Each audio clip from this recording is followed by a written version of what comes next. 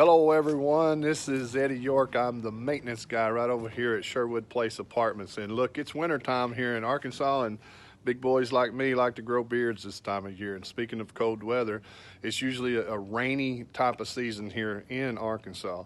Now, of course, not too long ago we had some issues with some water coming off here. We went out and I put my boots on the ground, if you will, and I reached out to a company called American Structure, and their engineers come out here and looked at everything. So this is what they've done. They've extended. We had an extension of a retaining wall there, and what they've done, they added on to that and went on around the building.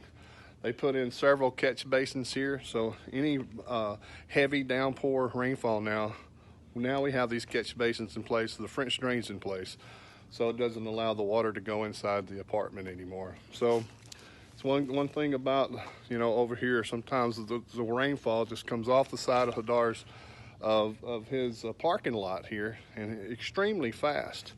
Well, now we put certain things in, just like this drain right here on the sidewalk. You can see that. Now we're about to come in and really dress this up, make it look really nice. So this is Eddie York, and it's been a pleasure talking to you today. If you get the opportunity, get out here and make it happen for the MIH world. Signing off, I'll see you soon.